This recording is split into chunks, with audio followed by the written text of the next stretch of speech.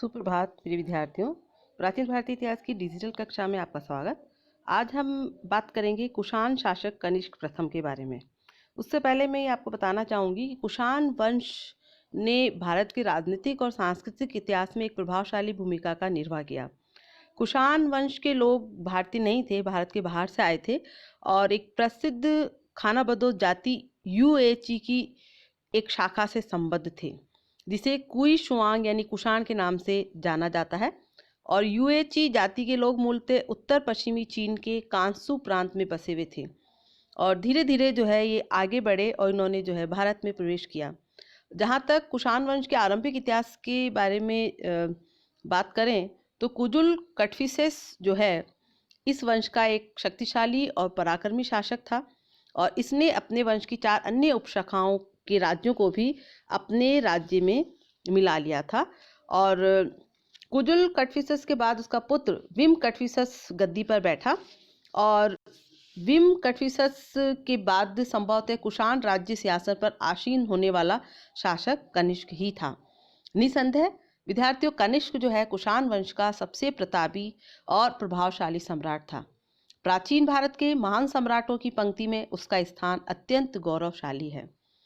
और जहाँ तक हम उसके राज्यारोहण की बात करें तो ये माना जाता है कि उसकी जो तिथि है उसने कनिष्क ने जो है विद्यार्थियों शक संवत की स्थापना की थी। बहुत सी बार आपको प्रतियोगी परीक्षा में पूछा जाता है कि शक संवत का संस्थापक कौन था, तो आपका उत्तर होना चाहिए कनिष्क।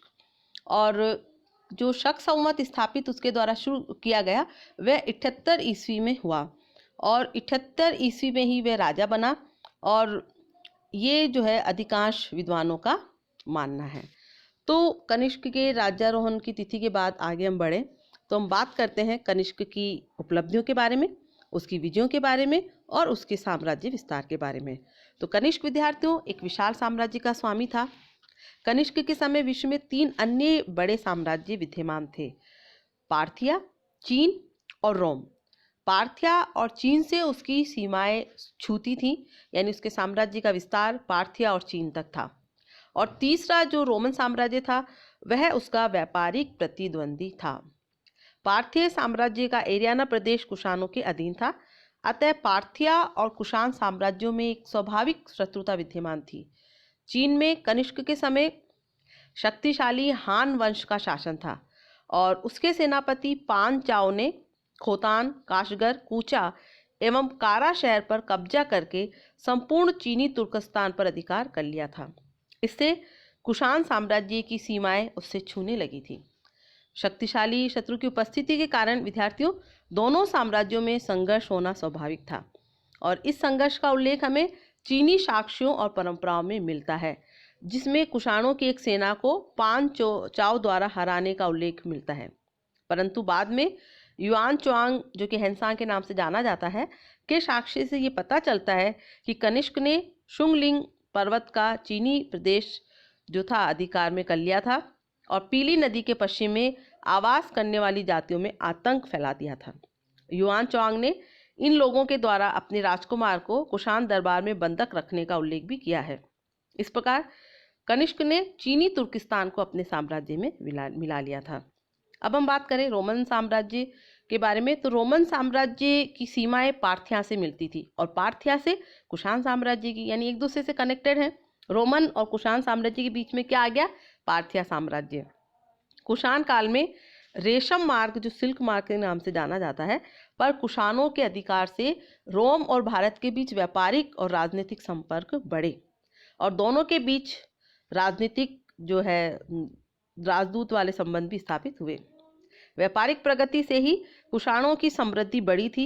इस प्रकार कनिष्क विद्यार्थियों एक शक्तिशाली विजेता सम्राट था, जिसने उत्तराधिकार में प्राप्त राज्य का न केवल संरक्षण किया बल्कि उसे विस्तृत भी किया, यानी उसे फैलाया भी। उसके साम्राज्य की सीमाएं निम्न प्रकार थी। उसके साम्राज्य में जो राज्य थे उसमें मध्य एशिया, जिसमें यारकन, खोतान और काशगर क्षेत्र थे। बैक्टीरिया, कुजुल कटफिसस के समय से ही यहाँ पर कुषाणों का आधिपत्य था। खोतान से प्राप्त एक पांडुलिपि में चंद्र कनिष्क को बहलक यानी बैक्टीरिया का शासक बताया है। अफगानिस्तान, उत्तर पश्चिमी सीमांत प्रांत, ये भी इसके राज्य में शामिल थे और उत्तर पश्चिमी सीमांत प्रांत कनिष्क के अधिकार में था, क्योंकि पुरुषपुर यानी पेशावर, आधुनिक पेशावर शहर कनिष्क की राजधानी थी। गांधार और भी उसके अधिकार में था और ये उस समय कला का बड़ा केंद्र था। आगे हम पढ़ेंगे विद्यार्थियों गांधार कला के बारे में, जो कनिष्क के समय में बौद्ध कला का एक प्रमुख केंद्र विकसित हुआ और जो मूर्ति कला की विशिष्ट शैली गांधार शैली का विकास इस काल में हुआ। कश्मीर राजतरंगिनी ग्रंथ के अनुसार, जो कि कल्हण ने लिखा है विद्यार्थियों, उससे ये पता चलता है कि कनिष्क का कश्मीर पर अधिकार था और उसने यहाँ पर बौद्ध धर्म का प्रचार किया। और चौथी बौद्ध संगति या सभा का आयोजन भी श्रीनगर में किया गया था और यहाँ उसने कनिष्कपुर नामक नगर भी बसाया था। इसके बाद आगे हम बढ़े सिंध, तो सुई विहार अभिलेख से सिंध पर कनिष्क का अधिकार सिद्ध होता है। पंजाब की भी जो है जानकारी मिलती है कि ये अधिकार में था कनिष्क के, और इसकी जानकारी हमें जैदा अभिलेख व मणिक्याल अभिलेख से पता चलता है। उत्तर प्रदेश के सुदूरवर्ती भागों पर भी कनिष्क का अधिकार था और इसके मौद्रिक और अभिलेख के साक्ष्य हमें मिलते हैं। मौद्रिक यानी सिक्कों के। पश्चिमी भारत, तो कुछ विद्वानों का मानना है कि महाराष्ट्र के शहरात वंशीय व गुजरात काठियावाड़ के चस्टन वंशीय शक क्षत्रप कुषाणों की अधीनता स्वीकार करते थे, लेकिन इसकी जो है प्रमाणिक जानकारी हमें नहीं मिलती है। और निष्कर्ष के रूप में हम कह सकते हैं कि कनिष्क का राज्य मध्य एशिया से सारनाथ तक विस्तृत था और इस विशाल राज्य की या विशाल साम्राज्य की राजधानी पुरुषपुर यानी पेशावर थी।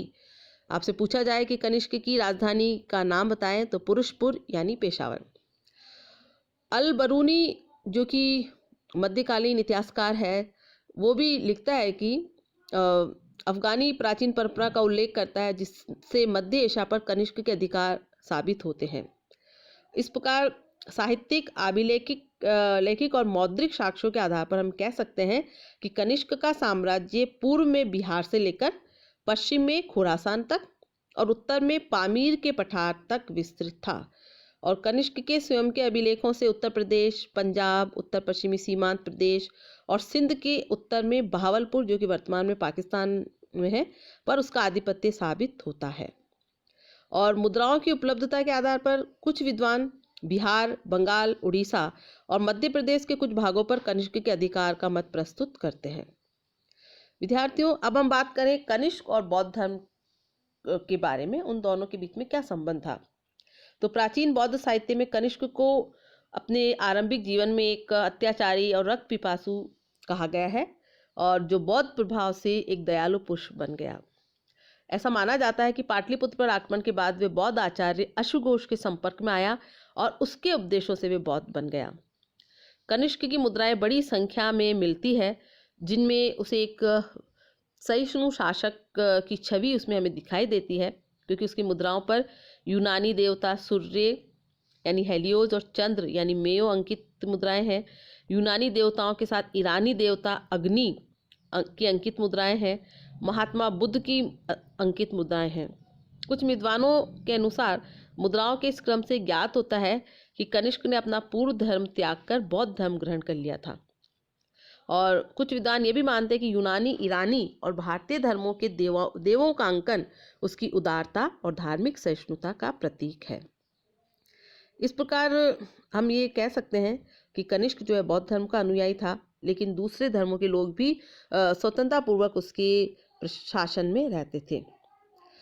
अब इसके बाद में हम बात करते हैं कि प्रसिद्ध जो बौद्ध आचार्य अश्वघोष और गुरु वासुमित्र के समय में एक बौद्ध संगीति का आयोजन हुआ। चौथी बौद्ध संगीति कनिष्क के काल में हुई और इस महासम्मेलन में, जिसमें बौद्ध धर्माचार्य शामिल हुए थे, उत्तरी भारत, चीन, मंगोलिया और तिब्बत से 500 बौद्ध भिक्षुओं ने भाग लिया था। ये संगति कुछ विद्वानों के अनुसार कश्मीर के कुंडलवन विहार में हुई थी। और जैसा कि मैंने अभी पूर्व में बताया कि जो बौद्ध आचार्य थे, प्रसिद्ध बौद्ध आचार्य अश्वघोष के जो गुरु थे वसुमित्र, वह इस संगीति के अध्यक्ष थे। इस संगीति में बुद्ध के वचनों यानी त्रिपिटक का प्रमाणिक पाठ तैयार किया गया और उन पर एक महाविभाषा नामक भाष्य लिखा गया। इस पूरी संगीति की जो कार्यवाही है वह संस्कृत भाषा में हुई और इस संगीति में जो बौद्ध धर्म की दो शाखाएं विद्यार्थियों थी, महायान और हीनयान, तो इस संगीति में महायान का वर्चस्व रहा। और कनिष्क के समय में महायान जो परंपरा थी वह पहले से बीज रूप में विद्यमान थी, लेकिन उसके काल में इसका विस्तृत विवेचन और प्रसार हुआ और महायान में अरिहंत की अपेक्षा बोधिसत्व को अधिक महत्व दिया गया। इस मत में इस बात पर अधिक बल दिया गया था कि केवल स्वयं के लिए निर्वाण प्राप्त करना स्वार्थपरकता है, बल्कि मनुष्य को मनुष्य मात्र के लिए निर्वाण प्राप्ति का प्रयास करना चाहिए।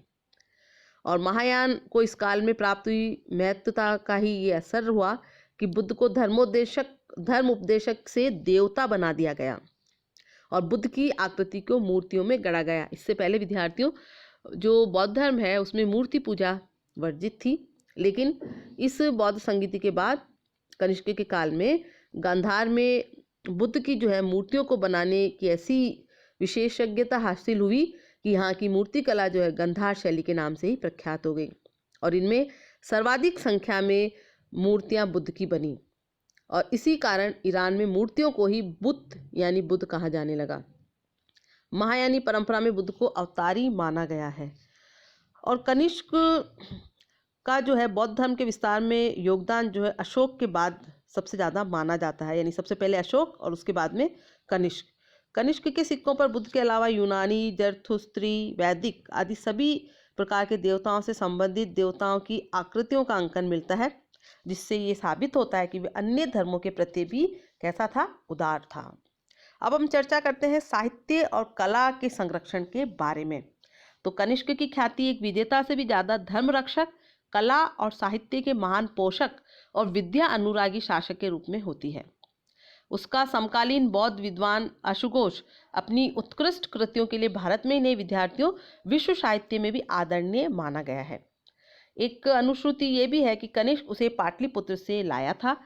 वह एक महान दार्शनिक, नाटककार, संगीतकार, उपदेशक और सबसे ऊपर एक कवि था। उसका महाकाव्य बुद्ध चरित संस्कृत साहित्य का अनमोल रत्न है। अनेक विद्वानों की मान्यता है कि महाकवि कालिदास पर अशुघोष का काफी प्रभाव पड़ा है। सौंदर्यानंद अशुघोष का अन्य काव्य है। यानी बहुत सी बार आपसे पूछा जाता है कि कौन कौन सी ग्रंथ अशुघोष के द्वारा लिखे गए, तो बुद्ध चरित और सौंदर्यानंद और साथ ही सारीपुत्र प्रकरण जो कि उसका प्रमुख नाटक है, ये तीन उसके प्रमुख ग्रंथ हैं। वहीं नागार्जुन भी जो है कनिष्क के समय का दूसरा प्रसिद्ध दार्शनिक विद्वान था और वह विदर्भ यानी महाराष्ट्र का ब्राह्मण था और उसने बौद्ध धर्म को स्वीकार कर लिया था। आगे चलकर वे महायान संप्रदाय का महान दार्शनिक बना। उसका सापेक्षतावाद और शून्यवाद बौद्ध दर्शन की एक महत्वपूर्ण देन है। प्रज्ञा पारमिता सूत्र नामक ग्रंथ में उसने सापेक्षता का विशद विवेचन किया है और शून्यवाद के संदर्भ में उल्लेखनीय है कि कुछ विद्वान शंकराचार्य के मायावाद को शून्यवाद से प्रेरित बताते हैं। नागार्जुन की चिकित्सा में रस चिकित्सा का प्रयोग एक नवीन और महत्वपूर्ण देन थी। वह भारतीय रसायन चिकित्सा का प्रवर्तक था। चतुर्थ बौद्ध संगीति का अध्यक्ष और अशुघोष के गुरु वसुमित्र भी प्रसिद्ध बौद्ध विद्वान और दार्शनिक रहे। उन्होंने बौद्ध ग्रंथों पर विद्वतापूर्ण टीकाएं लिखी थी। कनिष्क के दरबार में पार्श्व एवं संरक्ष जैसे अन्य बौद्ध विद्वान थे। भारतीय आयुर्वेद के महान चिकित्सक चरक कनिष्क के राजवेद्य थे और चरक संहिता आज भी आयुर्वेद का आधारभूत एक अमूल्य ग्रंथ माना जाता है। इसके बाद हम करें कला के संरक्षक के रूप में, तो कनिष्क कलाओं का महान संरक्षक और महान निर्माता था और जैसा कि मैंने बताया था उसके काल में मूर्ति कला की दो विशिष्ट शैलियाँ उदय हुई और बुद्ध की प्रतिमाओं का निर्माण इस काल की विशिष्टता कही जा सकती है। इससे पूर्व विद्यार्थी बुद्ध का जो है प्रतीकात्मक अंकन ही होता था और महायान के प्रभाव से बुद्ध की अनेक तरह की असंख्य मूर्तियों का निर्माण हुआ। यहाँ तक कि इसी बुद्ध बहुलता के कारण इस क्षेत्र में मूर्तियों को बुद्ध यानी बुद्ध कहा जाने लगा। गांधार शैली में यूनानी मूर्तिकला और भारतीय मूर्तिकला के तत्वों का समन्वय एक सुखद विकास था। इस शैली में बनी मूर्तियाँ अधिकतर गांधार क्षेत्र से उपलब्ध होने के कारण ही इसे गांधार शैली कहा गया। और साथ ही कनिष्क के समय मूर्तिकला का एक दूसरा प्रमुख केंद्र जो है मथुरा था। मथुरा शैली जो है भारतीय शैली थी और कनिष्क ने मूर्ति के कला के समान ही वास्तुकला को भी संरक्षण दिया। उसके काल में अनेक विहारों और स्तूपों का निर्माण हुआ। कहा जाता है कि कनिष्क ने अपनी राजधानी पुरुषपुर में 13 मंजिलों का 400 फीट ऊंचा एक टावर बनाया तथा उस पर एक लोह छत्र निर्मित किया। इसके पास ही एक बड़े संघाराम का निर्माण भी किया गया। अल बरूनी ने 11वीं सदी में इसी मीनार का उल्लेख कनिष्क चैत्य के नाम से किया है। कनिष्क ने तक्षशिला के पास सिरकप नामक स्थान पर एक नगर तथा कश्मीर में एक नगर कनिष्कपुर के नाम से बसाया। संक्षेप में विद्यार्थियों में कह सकते हैं कि कनिष्क कलाओं का महान संरक्षक और एक महान निर्माता भी था। अब हम चर्चा करें कनिष्क के प्रशासन की, तो कनिष्क ने अपने विशाल साम्राज्य में शांति और व्यवस्था के लिए प्रशासनिक व्यवस्था कायम की और क्षत्रप व्यवस्था की उसने शुरुआत की। और उसने जो है एक अभिलेख से पता चलता है कि कनिष्क के तीसरे वर्ष के सारनाथ अभिलेख में महाक्षत्रप खरपल्लान और क्षत्रप वनस्पर का उल्लेख मिलता है। और ये जो है कनिष्क के साम्राज्य के पूर्वी प्रदेश का शासन देख रहे थे। और इसके अलावा जो है अनेक उसके सेनापति वगैरह की जानकारी भी हमें मिलती है। अब मैं बात करती हूँ कनिष्क के व्यक्तित्व और चरित्र के मूल्यांकन की। तो मौर्यों के पतन के बाद पश्चिमोत्तर से आने वाली विदेशी जातियों में कुषाण एक प्रमुख जाति थी और कनिष्क अपनी उपलब्धियों के कारण प्राचीन भारत के महान सम्राटों में अपना स्थान रखता है।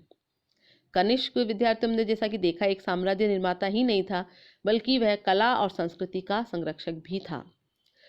कनिष्क ने अपने दरबार में अनेक विद्वानों को आश्रय दिया। अश्वघोष, वसुमित्र, नागार्जुन जैसे विद्वान और चरक जैसे महान चिकित्सक उसके दरबार की शोभा बढ़ाते थे।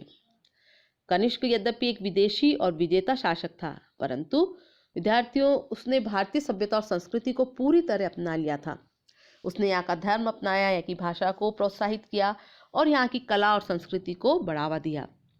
कनिष्क के ही समय में यूनानी कलम और भारतीय विषयों वाली गांधार कला शैली का विकास हुआ, तो पूर्णतः भारतीय मथुरा शैली का विकास भी उसी के काल में माना जाता है। बौद्ध धर्म उसका व्यक्तिगत धर्म था, लेकिन वह सभी धर्मों के प्रति सहिष्णु था। बौद्ध धर्म के विस्तार एवं प्रसार में उसने महत्वपूर्ण भूमिका निभाई थी। इतिहासकार स्मिथ इसीलिए कहते हैं कि कनिष्क की ख्याति उसकी विजयों से नहीं, बल्कि बौद्ध धर्म के संरक्षक होने में निहित है। वहीं भारतीय इतिहासकार हेमचंद राय चौधरी का भी मानना है कि शाक्य मुनि के धर्म को संरक्षण देने के कारण उसकी जितनी प्रसिद्धि है उसकी विजयों के कारण कदापि नहीं। निश्चय ही कनिष्क का बौद्ध धर्म के प्रचार प्रसार में अशोक के समान महत्वपूर्ण योगदान था। मध्य एशिया और आगे चीन में बौद्ध धर्म के प्रचार में उसका अवदान जो है महत्वपूर्ण माना जा सकता है। और कनिष्क जो है एक विजेता सेनानायक ही नहीं, बल्कि एक श्रेष्ठ निर्माता भी था। और पुरुषपुर में बनवाए गए संघाराम और स्तूप उसके प्रमाण हैं। और उसने अनेक नगरों का जो है निर्माण भी किया, और जिसमें सिरकप, कनिष्कपुर आदि प्रमुख हैं। वास्तव में कनिष्क के व्यक्तित्व में जहाँ चंद्रगुप्त मौर्य की सैनिक प्रतिभा झलकती है, वहीं बौद्ध धर्म के प्रति अशोक महान जैसा अनुराग और उत्साह भी हमें दिखाई देता है। कनिष्क ने 23 वर्षों तक शासन किया और कुछ विद्वान ये मानते हैं कि उसने 45 वर्षों तक शासन किया। इस प्रकार हम देखते हैं कि कनिष्क जो है विदेशी होने के बावजूद भारतीय इतिहास में एक महत्वपूर्ण शासक के रूप में जो है विद्यमान है। धन्यवाद।